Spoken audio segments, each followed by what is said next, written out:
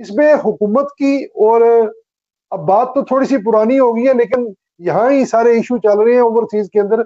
मैं चाहता हूँ जरा ओवरसीज पाकिस्तानी जो गैबाना नमाज जनाजा पढ़ रहे हैं आए दिन, जरा उनको थोड़ी सी मालूमात दे दें। तो हुकूमत की और इसमें अपोजिशन की जो हिकमत अमली थी उसको किस नजर से देखते हैं? और सर ये गोली, लाशें जलाना, लाशें गिरी, लाइट बंद हुई, ये क्या माजरा है सर? क्या देख रहे हैं आप? क्या क्या कहेंगे इस पर? देखिए, पहली बात तो ये है कि हुकूमत की नाअहली तो इसमें कूट कूट के भरी है, क्योंकि एक मॉब जो है वो केपीके से चलता है और वो आपके डी चौक तक पहुंच जाता है। तो और उसको ये रोक नहीं सकते हैं, हालांकि वो बहुत बड़ी तादाद नहीं थी। मैंने जब मालूमात किया था मुख्तलिफ एजेंसी से, तो पता चला कि कोई उसको कहता है 20,000 है, कोई 25,000 है, कोई 30,000 है, कोई 15,000 है। तो ये हुकूमत और रियासत के लिए कोई बहुत बड़ी ताकत नहीं है। और सवाल ये पैदा होता है कि 3 जगह यानी सूबह पंजाब, सूबह सिंध और सूबह बलूचिस्तान खामोश था, और एक जगह से ये लोग आ रहे थे।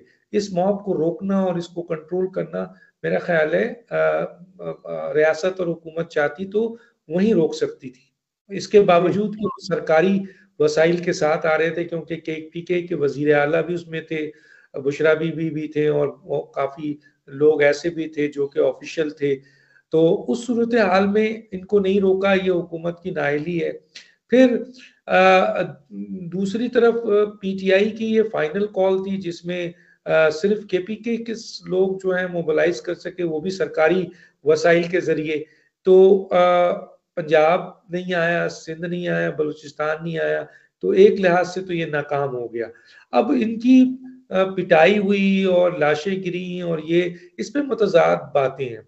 वो क्लेम करते हैं, कोई क्लेम इनका करता है कि जी 400 अफराद हमारे मार दिए, कोई कहता है 280 मार दिए, कोई कहता है हजारों मार दिए, कोई कहता है कि जी 20 मारे गए हैं, जिनमें से 12 हमारे हैं, कोई कहता है 8 है। अब जाहिर है हुकूमत ने एक बात वाज़ेह तौर पे की कि अगर आपके कोई लोग मरे हैं, क्योंकि जो रेंजर्स मरी थी, जो पुलिस मरी है, तो उन्होंने तो उसका रिकॉर्ड दे दिया। तो अगर आपके कोई लोग मरे हैं तो आप उनके सबूत पेश कर दें कि भाई ये अच्छा। चले, कुछ लोग कह रहे हैं कि लाशें गायब कर दी, मैं थोड़ी देर के लिए उनकी बात मान लेता हूँ कि ये लाशें गायब हो गई। लाशें गायब हो गई, लेकिन उस वो शख्स जिसकी लाश गायब हुई होगी उसके लवाहिकीन तो होंगे ना, उसका कहीं ना कहीं रिपोर्ट तो होगा ना कहीं उसका नादरा में, कहीं ना कहीं उसके घर में उनकी तस्वीर, कहीं ना कहीं उसका घर होगा, रेजिडेंस होगा, वो पढ़ता होगा, वहां से इन्वेस्टिगेशन हो सकती है कि जनाब ये आदमी यहाँ इनके घर में 4 आदमी थे, अब ये 3 आदमी है, एक आदमी इनका गायब है, गोया वो वहां मारा गया है। तो लवाहिकीन भी सामने नहीं आ रहे हैं, और पीटीआई प्रूव नहीं कर पा रही है, और वो मुसलसल उनके मुख्तलिफ लोग मुख्तलिफ प्रोपेगेंडा कर रहे हैं। हालांकि गौहर खान ने सिर्फ 8 लोगों की जो है वो कहा है कि जी इनको मारा गया है। हुकूमत उसके ऊपर भी ये कहती है कि जनाब आप लाकर हमें दीजिए, और हमने कोई वहां पर जो है वो प्रेशर इस्तेमाल नहीं किया। हाँ, जो पुलिस और वहां रेंजर्स थी, उन्होंने ताकत का जरूर इस्तेमाल किया, और गोला बारी जो होती है, आंसू गैस के इस्तेमाल किए, वो कहते हैं नहीं चली है।